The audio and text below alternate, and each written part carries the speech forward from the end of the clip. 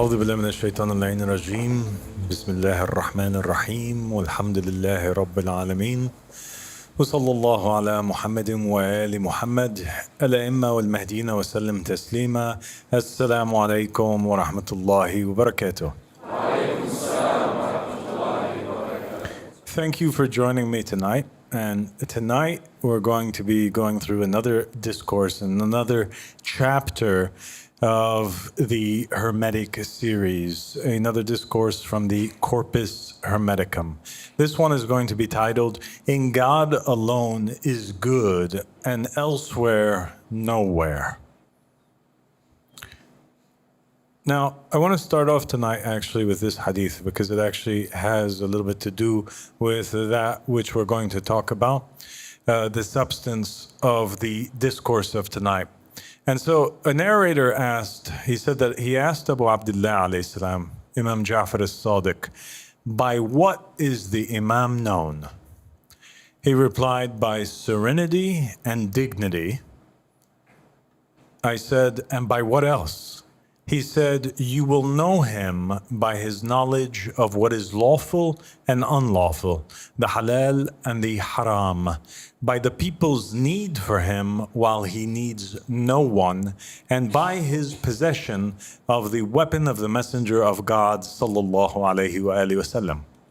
So here in this narration, it's interesting to point out, because it's talking about how it is that we can identify the Imam of the time. It makes sense that the Imam or the Hujjah in any day and age would have serenity. That's clear. That he would have dignity. That's clear. It's also clear that the Imam would have the knowledge of what is halal and what is haram. And that he would have the weapon of the Messenger of Allah, which is his knowledge. It's also clear that he would be a successor. His father would be a successor, and he would be a successor. But why is this statement, by the people's need for him while he needs no one? That is the question that we're seeking to answer, and I think that we're going to find the answer, inshallah, in this discourse. Okay, it says here, in God alone is good, and elsewhere nowhere. Good, O Asclepius, exists in no one but God alone. In truth, good is God himself eternally. If that is so, then good must be pure being, free from all change, and becoming, though nothing is free from it. So, consistency, being constant, not being changeable. Changing is bad, it's not good. Good is free of all change. It is steady power. It's somebody that you can always count on. It's complete, he's complete within itself. Good is never lacking, it's never excessive. It's always full and overflowing. Though one, it is the source of all, for what gives everything its being is good. And since it gives to all things endlessly, it is always good. This belongs only to God. For he needs nothing, and needing nothing, he cannot be evil. Nothing can be taken from him, and losing nothing, he cannot feel pain, for pain belongs to evil. So God is in a place that's above suffering. God is in a place that's above the need for envying. He's nothing can touch him. He's so above all things. There's nothing above him that can overpower him, nothing equal that can wrong him, nothing beyond him to tempt his desire, nothing that disobeys him to provoke anger, nothing wiser than he to stir envy. And we're demonstrating the idea through this image here, in which we see this chalice at the top that's overflowing, and it's raining down, it's pouring, it's above all other cups. It's actually the source of the water in all of the other cups. All the other cups, they depend on the chalice.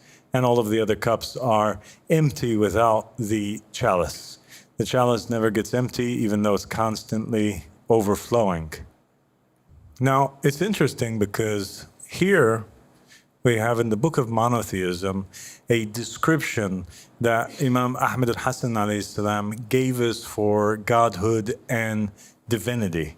And it's pretty much the same thing that Hermes was describing. Well, Hermes was describing hundreds of years before the Holy Quran and thousands of years before the book of monotheism is matching to a T. Imam Ahmed al-Hasan alayhi salam says that Allah is too great and too exalted for godhood, divinity, and lordship to be His truth and reality. Rather, they are His descriptions, His attributes. For He is Allah whom the creation seek and turn to in order that He may complete them and in order that they may push away the shortages and shortcomings from their page of existence. And He is the Lord from whom perfection flows upon His creation, and He is the one whom sustains their shortcomings. But it is never, and that's interesting because it shows you right there that creation is in a constant state of shortcoming. That's our eternal cycle. We can't get out of it. God is sustaining our shortcoming even though we are shortcoming. But it is never that divinity, godhood, or lordship is His truth and reality. Rather, He is manifested to His poor creation in the absolute perfection, so He became the absolute God. Right? So, in short, what Ahmed al-Hasan alayhi salam is explaining here, he's explaining that godhood and divinity, the rububiyyah and the uluhiyyah, these are both godhood and lordship. They are both attributes, characteristics of God, but they're not God Himself. He is actually even above that. And that opens up the door, as we know from the book of monotheism. And as Imam Ahmed al-Hasan alayhi salam explained, for there to be other individuals and there to be other people whom have raised in degree enough, in likeness, in imitation of the one true God, that they got to a level that they were deserving of having the title Lord or God applied to them. And that's why there are many hadiths, many du'as in which the Ahlul Bayt alayhim salam say, O Lord of Lord, O God of gods, O King of kings. Okay? And that is actually what we have in that narration that we went over in the very beginning. We have here the secret being revealed, and that is that the Imam actually reaches a certain point of perfection to where he imitated God enough that he became like God. He became a chalice for the people, overflowing for them, with them needing him and him not needing anybody else. Okay? All right. And he actually becomes not just a God, but he becomes a manifestation of the one. There's nobody that's like him. Okay, since none of these things exist in his being, what remains except good alone? Just as no trace of evil can be found in him, so no trace of pure good can be found in anything else. For all other things contain those qualities that are not good, in small measure or large, in each thing separately and in the greatest living being of all, the cosmos itself. For all things born are subject to passions, and birth itself is kind of suffering. So the mere fact that somebody is actually born, this is an uncomfortable process. The process of growing up is an uncomfortable process. It's a painful process. There is no way that anything that is born is the ultimate God himself just by mere fact that they are born. Do you understand? Does that make sense? Yeah. So even if it was a baby that was crying from the cradle, like Jesus alayhi salam, or speaking from the cradle according to the narrations and even the Quranic narrative, he still would not qualify to be the ultimate God just by mere fact of him having been born. Where there is suffering, good cannot be. And that's why Jesus said, why do you call me good? For none is good but God. And where good is, no suffering can exist. So they actually can't share the same space. Time and space, they cannot share it. Good cannot be where suffering is. Suffering cannot be where good is. Where there is day, there is no night. And where there is night, day is absent. Therefore, good can never exist in the realm of becoming, but only in that which never changes. Yet since matter shares in all things, it also shares to some extent in good. Thus, the cosmos is good in that it creates and sustains all things, but only in that act of creation. In all else, it is not good, for it suffers, moves, and gives birth to what can suffer. So it's kind of he's making a statement here that good cannot exist in the same space as suffering. But we know that suffering exists in the cosmos, and he's saying that there actually is some good that exists in the cosmos, even though he previously said that it couldn't. So how can it exist but not exist? He's saying that it exists only in the fact that it creates and sustains all things. That's the only good thing about the cosmos, but in reality, you can't even call that good. He says, in human beings, good is measured by the degree of evil that is less. What is not too bad, we call good. And what we call good here below is only the smartest part of evil. Therefore, the good on earth can never be entirely free from evil. Here, the good is mixed with evil, right? So the good in the cosmos is mixed with suffering. Suffering is evil. Here, the good is mixed with evil, and once mixed, it ceases to be good, and it becomes evil itself. Does that make sense? Yes. Okay. And I put this image here to demonstrate it. If you had a pure glass of water, that's good. And once you put in it, even if you just put a drop of ink inside of it or oil, it becomes undrinkable. It's now bad. It's not a good, clear, clean, pure glass of water anymore. You can only call it a impure glass of water. So in God alone is good, or rather, good is God himself. Thus, Asclepius, amongst humans, only the name of good exists, not the reality. And here we have the difference being distinguished by Hermes, as it was with Ahmad al-Hassan alayhi salam, in the fact that there is this reality and there are these names. So there's a name of good only that exists here, but in fact there is no actual good that exists amongst humans.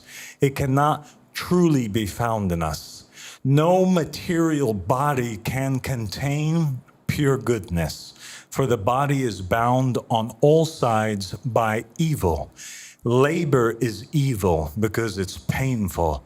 Pain is evil because it hurts. Desire is evil because in the end it always leads to suffering. Passion is evil because of the same. Error and foolish thought, these are all evils. And the greatest evil of all, let's see what it is, Asclepius, is that people think these very things are the greatest goods. A still greater evil is lust. So lust is actually the worst of all evils. The hunger of the belly, the leader of all evils, which turns us downward away from the good. Now, this is very significant because this is the first time now that we're getting insight into a particular evil, and he's calling it evil number one, the worst of all evils, and that is the desire to consume food, lusting after food. And I, for my part, thank God that he has granted me knowledge of this truth, that good can never exist in this world. For the world is filled with evil, but God is full of good, and good is full of God. The qualities of beauty surround the very essence of good. They seem so pure, so flawless, that perhaps they are its very essence. One may even dare to say, Asclepius, if God indeed has an essence, that his essence is the beautiful. And the beautiful is also the good. No true good can come from worldly things, For everything seen by the eyes is but an image, a reflection. The unseen, that is what is truly real, especially the essence of the beautiful and the good. And here I just want to draw out and point out that this is precisely what Socrates had later developed in his writings about there being this world of the reality, this world of truth, this world of the forms is what he called it, in which up above, in the divine mind of God, there exists the origin, the real objects that inspired these fleshy, bloody clay images, statues that were built here in this world that you and I exist in. Just as the eye cannot see God, it cannot see the beautiful or the good, for they are part of God himself, inseparable, beloved companions of the divine, joined with him in perfect union. If you understand God, then you can understand the beautiful and the good, both beyond light, more radiant than light itself, through God. That beauty cannot be compared. That good cannot be imitated, just as God himself cannot. Therefore, as you think of God, think of the beautiful and the good, for they can never be joined to anything else that lives nor separated from God. If you seek God, you are seeking the beautiful. So there's nothing beautiful. There is no beauty except for God. There is only one path that leads to him. What's this path that leads to God? What's this path? The only path, he's saying, there's only one. There's only one way to get to God, to get to beauty, to get to goodness, and that is devotion. Devotion joined with true knowledge. And that is why those who lack knowledge and do not walk the path of devotion dare to call men beautiful and good. So only the jahil, only the ignorant, only those individuals that they look at men and women and earthly things, they look at the money, they look at housing, they look at the beautiful parks, and they say, this is beautiful and this is good, though they have never even glimpsed what good truly is. They are surrounded by every kind of evil, yet they believe that evil is to be good, and they use it constantly, even fearing to lose it, striving always to preserve and increase it. And obviously, this reminds us of all of those narrations of Muhammad and the family of Muhammad, the prophets and the messengers that spoke about how evil it is to love the dunya, and those who love the dunya cannot love the hereafter. Such, Asclepius, are the things men call good and beautiful, things we cannot avoid or despise, for the hardest truth of all is this: we need them to live, and we cannot live without them. Okay, so that's the end of the discourse. The question that remains is, how can we become like God? We saw in there that, God is many things. He's beautiful, he's good. You can't truly imitate it, but to a certain degree, you can embody parts of goodness, even though goodness might be in you, or parts of beauty might be in you, or parts of these other traits might be in you. At the end of the day, you're still a shortcomer, you're still a sin, you're still evil in comparison to the Almighty God. There's only one good that's out there, but we are still called to and required to embody these traits and become more like God if we are going to be with God. What are the practical steps? So the Prophet Muhammad ﷺ says in one narration, no human ever fills a vessel worse than his stomach. It is enough for a person to eat a few bites to keep his back straight, but if he must eat more, then let 1/3 be for his food, 1/3 for his drink, and 1/3 for his breath. So now we have the Prophet Muhammad ﷺ in a narration saying precisely exactly the same thing that Hermes said, that the number one evil is the lusting of the belly. why is that the case? And now we know a practical step, because if we are going to get close to God and we want to tackle a particular problem, well, then we should probably tackle the number one evil, should we not? So instead of it being a full bowl, this is what we got to do. We got to eat a third, because it's a third of water for the belly, a third of the food, and a third of air. So what did the Prophet Muhammad ﷺ say other than that about the stomach and eating and lusting after food? He said, he who eats little will have an easier reckoning. So if you eat a lot, you're judged a lot. And we know that actually one of the 7 deadly sins in Christianity is gluttony, eating too much. He whose food is little, the Prophet Muhammad ﷺ said, will have a healthy stomach and a pure heart. So now eating little is tied to not only bodily, physically health, but spiritual health. But he whose food is much will have a sick stomach and a hardened heart.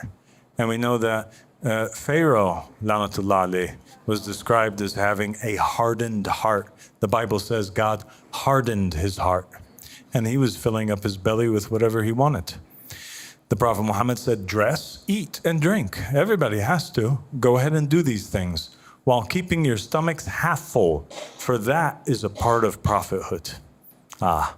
So those who actually want to be prophets, those who actually want to make an attempt to walk down this road, here's a very practical, step-by-step guide on what it is that we need to do. He whose glorification and praise of God are frequent, and whose food, drink, and sleep are little, the angels long for his company. So if you're one of those people that wants to communicate with the good spirits and you want the angels to contact you, you want that connection to be there, you want to call upon these spirits, you gotta eat less. The more that you eat, the weaker of a connection it is. The Prophet said, do not kill your hearts with too much food and drink, for the heart dies just as crops die when overwatered. So actually you can kill your heart altogether. You can disbelieve, you can stop believing if you eat too much. He also says the heart receives wisdom when the stomach is empty, but rejects wisdom when the stomach is full.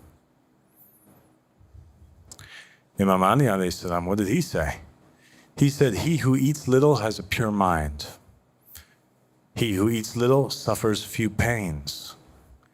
When God wishes good for his servant, he inspires him with few words, little food and little sleep.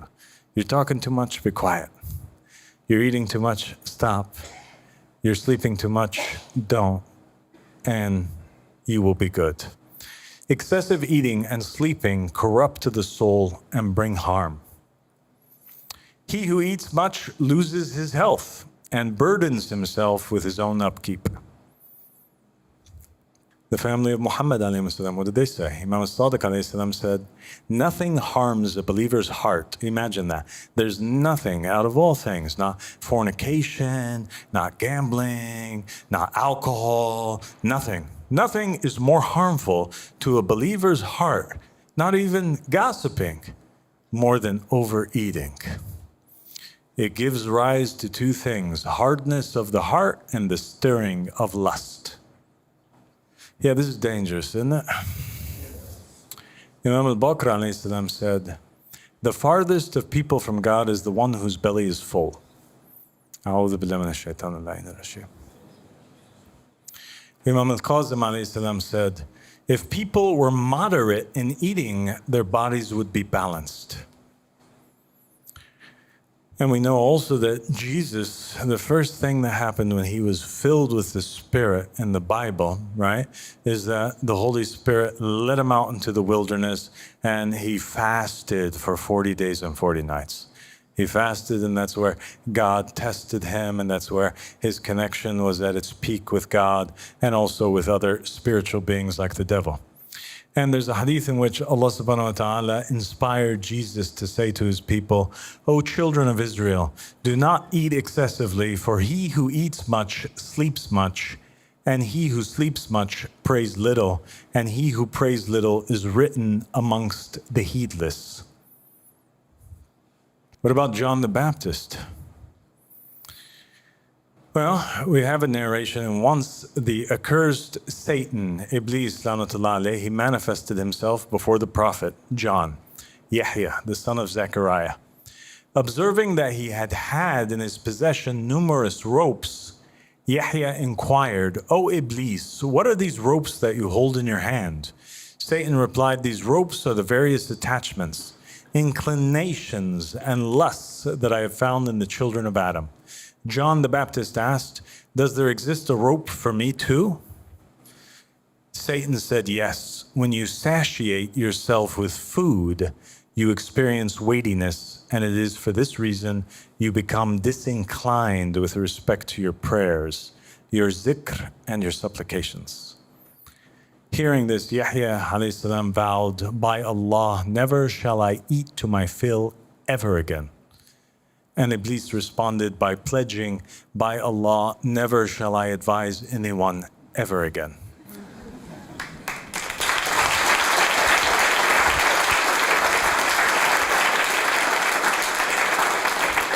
And it's interesting too, because there are narrations that state that basically from the time of Adam all the way until John the Baptist, Iblis used to like to come down and talk to the messengers.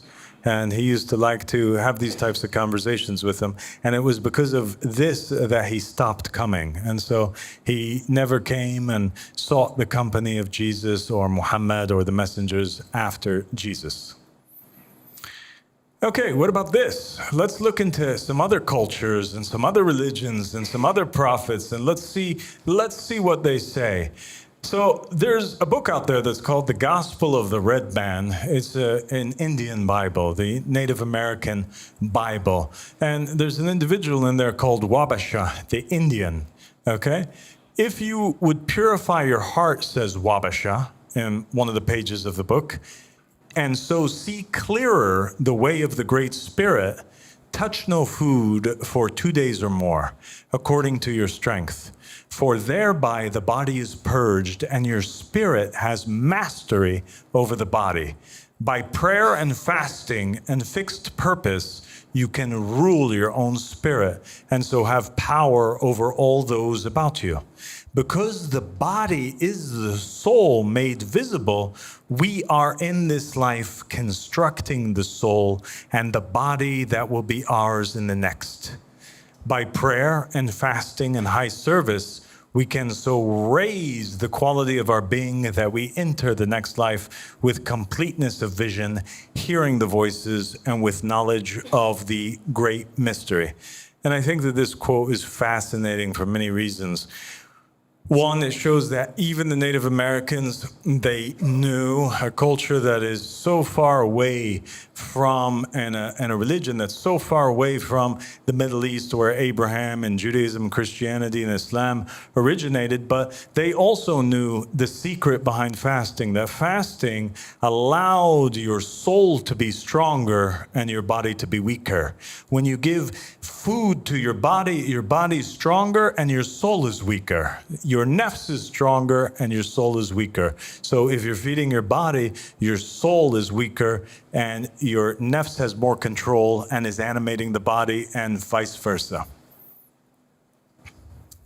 What about Taoism and the three spirits? There was a prophet that was sent to his people. His name was Lao Tzu. Lao Tzu, he was the founder of the religion of Taoism, and in Taoism, they have a concept called bigu, grain avoidance. It's a Taoist fasting technique associated with achieving transcendence and immortality. So they believed fasting to be so extremely important. Grain avoidance is related to multifaceted Chinese cultural beliefs. For instance, Bigu fasting was the common medical cure for expelling the sanshi, the three corpses, the malevolent grain-eating spirits that live in the human body, along with the Hun and Po souls, report their host sins to heaven every 60 days and carry out punishments of sickness and early death. What does this mean? This means that the Chinese, they believed, right, that there was these three evil spirits that were locked into the human being. They were trapped in the human being's body, and it was the mission of these three spirits to get out. They didn't like it inside. They wanted to get out. So what they did is they constantly tattletaled on you. Everything bad that you did, they would go report you. And they actually worked every day to kill you. They wanted to kill the body in order that the person dies and they escape. And that's interesting because it goes along with what we had previously talked about as well. Not just the fasting aspect of it, but this concept that there are these spirits that are evil, that are working against us within every single human being. Now, what is this Hun and Po? Are types of souls in Chinese philosophy and traditional religion. Within this ancient soul dualism tradition, every living human has both a Hun spiritual ethereal Yang soul, which leaves the body after death, and also a Po corporal substantive Yin soul, which remains with the corpse of the deceased. What does that remind you of? The Ka and the Ba, exactly. The same thing in China, in ancient China. Here you have this belief that the soul is broken down into two parts, that there's a part that resides with the human body after its death, it's at the grave, and that there's another part of the soul that travels away. It's the same concept. It's absolutely fascinating.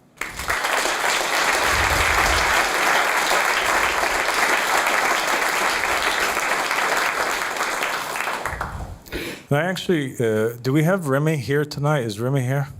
Remy, come up here for a moment, will you? We had previously introduced Ali Abbas and On, who are the reincarnations of Ammonius, Saccas, and Plotinus, the fathers of Neoplatonism. And in this very special moment for the world, we're going to introduce the reincarnation of the great, the one, the only Lao Tzu. Love you so much.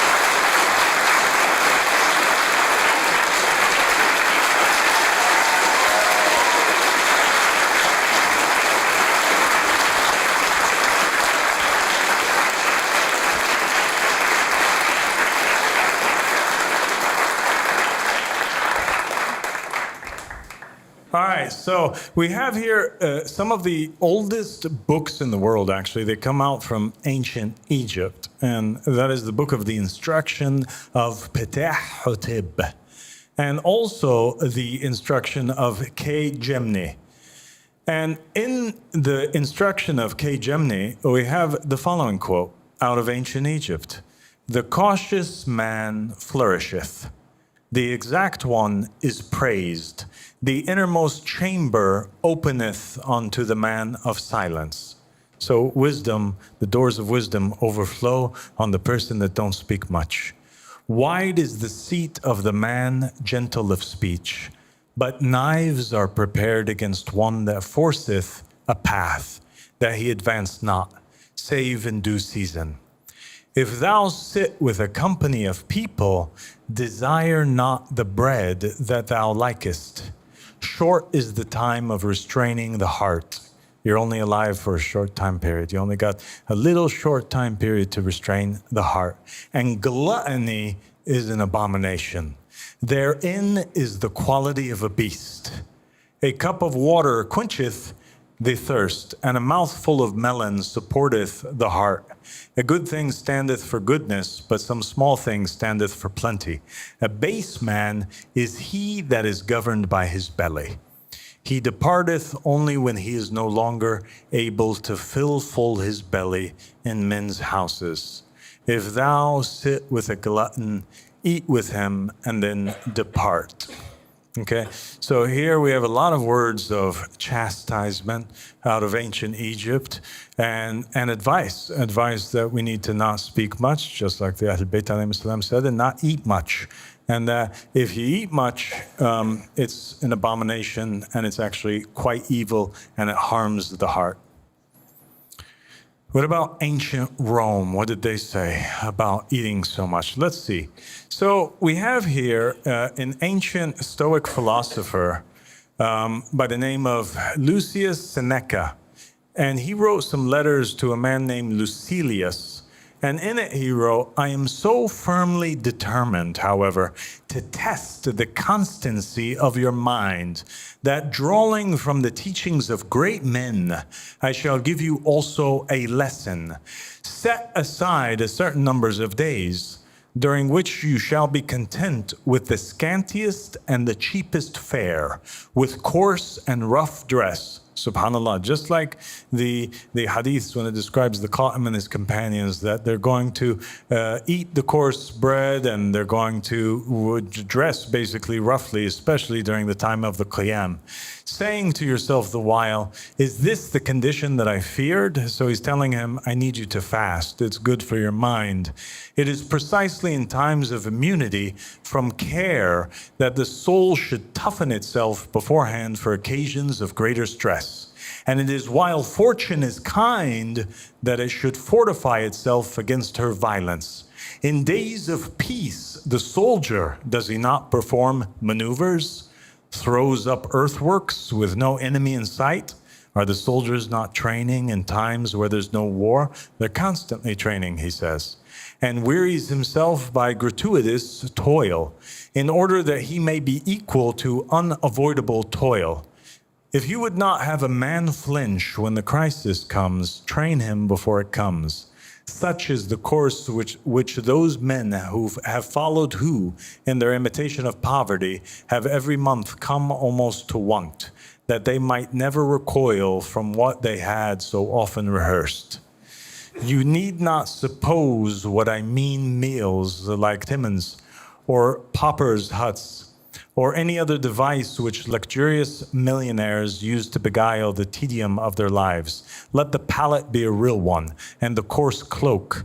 Let the bread be hard and grimy. Don't fool yourself and do these fake types of fastings and these munafiq hypocrite ways of trying to act like you're restraining from the worldly life, when in actuality it's just indulgence, is what he's saying. Endure all of this for 3 or 4 days at a time, sometimes for more, so that it may be a test of yourself instead of a mere hobby. Then I assure you, my dear Lucilius, you will leap for joy when filled with a pennyworth of food, and you will understand that a man's peace of mind does not depend upon fortune, for even when angry, she grants enough for our needs. So some really wise words from this philosopher to his companion, telling him that it's a necessity that you fast for your mind. It's only logical that you do so. The Bhagavad Gita, there are many verses in there, but we just took one here where Krishna says, O Arjuna, those who eat too much or too little, sleep too much or too little, cannot attain success in yoga. Isn't that incredible? Isn't it fascinating to you that you have people in ancient Egypt, people in ancient China, people in ancient Rome, people in ancient India, and they're all giving the exact same advice. Shut your mouth, talk less, stop eating. Eating is evil. If you eat too much, it's going to affect your mind. If you eat too much, you're not going to be successful. What about the Buddha, alayhi salam? The Buddha said, when a person is mindful and thus knows moderation in eating, his ailments diminish, he ages gently, and he protects his life. The Buddha said, I do not eat in the evening, and thus am free from illness and affliction, and enjoy health, strength, and ease. SubhanAllah, it's almost like the Buddha was a doctor. But we're going to get into him, inshallah, later.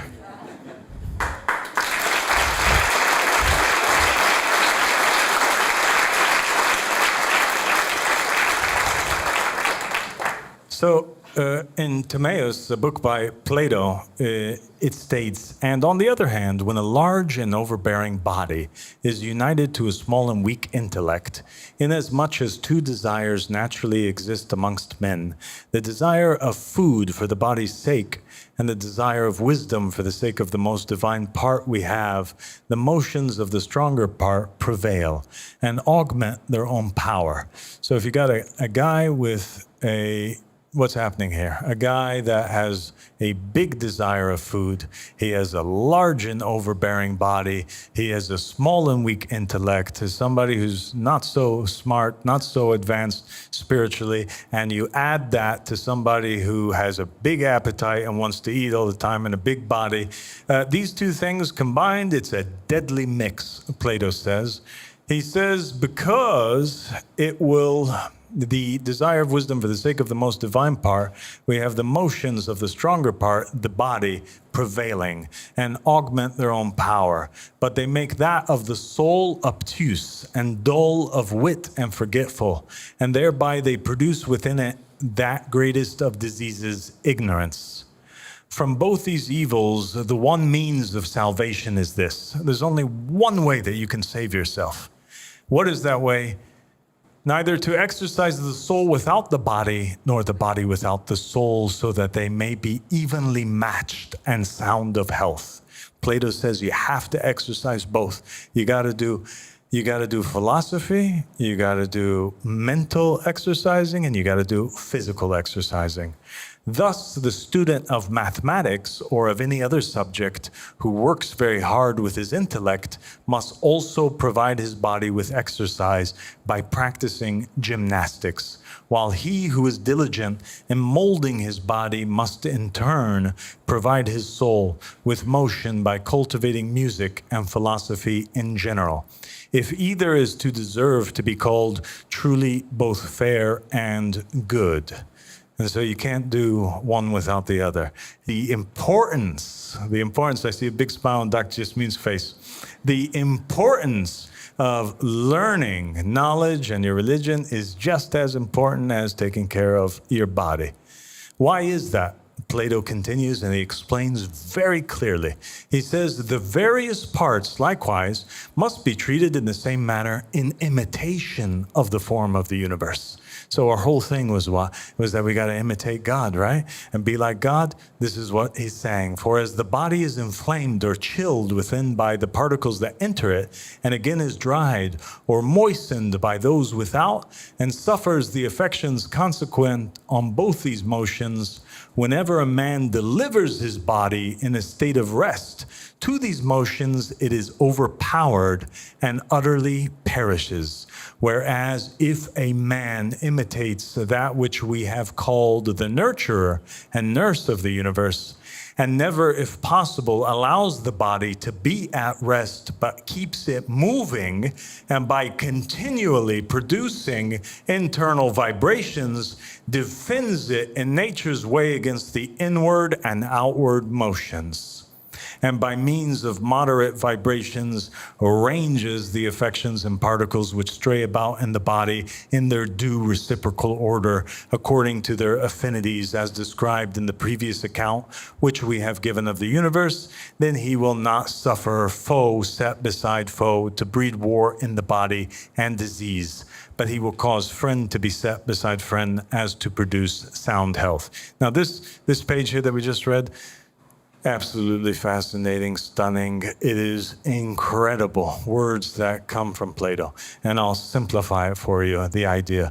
What he's saying that the universe is the big man, okay? Your body, you're the small man, okay? Small man is made in the image of big man. Small man is made in image and mirrors the cosmos. Just like the planetary bodies are moving, okay, there's all kinds of things inside of your body that's also moving. And for that reason, your body as a whole needs to be moving too. It actually needs to be moving so much that if it's best it's best, ideally, that it never stops at all, except when it's sleeping, that there is always some sort of a physical activity taking place. Because if you don't move and you surrender to rest and remaining still, it would be just the same as if the planet stopped rotating or stopped going around the sun. All of a sudden, all the waters would fly off the surface of the earth and everything would collapse and destruct. And so the very act, part of the act of us imitating God is us imitating the universe in keeping our body healthy and in moving and doing gymnastics. And we also at the same time have to do gymnastics of the mind. And gymnastics of the mind, he says, is music, which we're going to do an entire episode on that, on the sacred sciences of music and how actually music, it was so important to the prophets and messengers, unlike what these Nasibi, non-working scholars say today. But we're going to get into that later in a different episode. But also by philosophy and learning the religion. God bless Plato.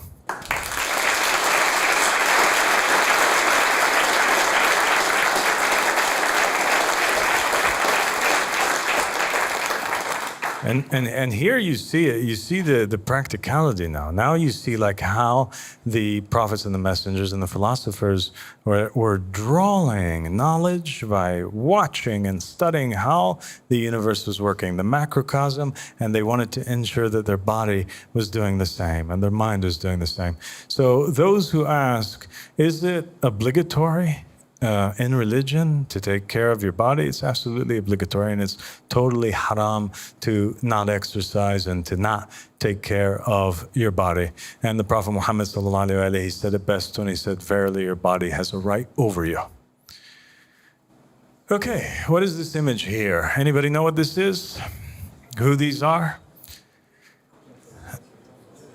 This is a depiction of Imam Ja'far as-Sadiq alayhi salam. And one of his most famous students, a man by the name of Jabir ibn Hayyan, or Jabir, right? And he's the one that the word gibberish comes or was invented after. It was invented after his name because people for hundreds of years tried to decipher his teachings and they were unable to. And so it became a word. They're like, what's this? They're like, I don't know what it is. It's just gibberish, meaning it's the writings of Jabir. We don't understand it. Okay? So Jabir was a famous mathematician, chemist, alchemist, and scientist.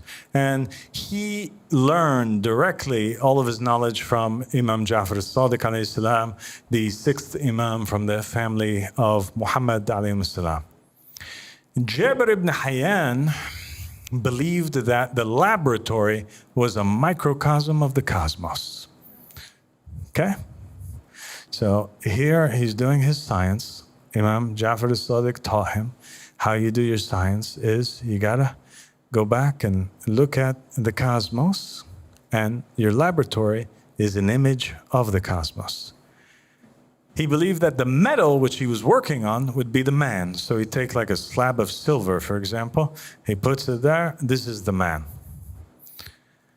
He believed all matter was ensouled with the divine intellect already. That is part of the teachings of Jabir, and that's part of the reason why we had to go through this route where we took you through the Hermetic teachings so that you could understand this concept of ensoulment. He believed that all matter that exists, plants, animals, humans, inanimate objects, rocks, all of it contained within it mind. And that mind, the divine intellect, was asleep within inanimate objects or within metals, for example. And that it had to be awakened through an alchemical transmutation. Okay? He believed you can do so by manipulation of the four elements. Is that understood to everybody before we move to the next slide? Okay. These are the elements: air, earth, water, fire. So Jabir ibn Hayyan believed that gold is the perfect metal. Gold was a symbol of the awakened mind. So as above, so below. Okay? So gold is the awakened human being. The gold from amongst the Shia is who? Is the one that's a perfect Shia. The gold amongst the human beings is the perfect Shia who's awakened. And that's why we have different hadiths from Imam Ali alayhi salam that says you're going to be tried, you're going to be tested, you're going to be set on fire, basically, with the Imam until you're purified like gold is purified. Okay? Because gold is a symbol of the awakened mind. All metals could be turned into gold just like all humans could be perfected. You understand? Okay. The process demanded immense knowledge and patience. So what does it mean? It means that basically he's saying anything can be turned into gold. This could be turned into gold. Silver could be turned into gold. Wood can be turned into gold. Marble could be turned into gold. But what you have to do first is you gotta put it in the lab and you gotta look at it. Why is it not already gold? It has in it gold substance, the mind. It's already inside of it, but we need to extract it. So there's something wrong with it. There's something wrong with the silver that it's not gold. If we want to perfect the silver to make it gold, we have to play around with the four elements. We either need to leave it out to dry so that we can get out that moisture that's causing it. We need to apply some fire. We need to heat it up and melt some of the substance off of it that's harmful. We need to expose it to moisture. We need to do something with these elements. And for earth, he would apply salt. Okay? And he also spoke about the squared circle. And the squared circle is this symbol here, which refers to something that Jabir ibn Hayyan called the philosopher's stone. And the philosopher's stone was this idea that basically you could take metals and you can transform them from the state that they're in into their golden state by one of two ways. Either by rigorous scientific experimentation, if you had the knowledge, or if you discovered what the philosopher's stone is, if you had this substance called the philosopher's stone and you just touched it to the metal, it would automatically transform the metal from being silver into gold. And for hundreds of years, thousands of years actually, people have been searching for this philosopher's stone. And that's why you have a lot that's been written about it in literature and in alchemy. So I think we're going to stop there, inshallah. And we're going to continue in a future lecture concerning the science of alchemy and the philosopher's stone. And inshallah, that was beneficial for you guys tonight. Assalamu alaikum.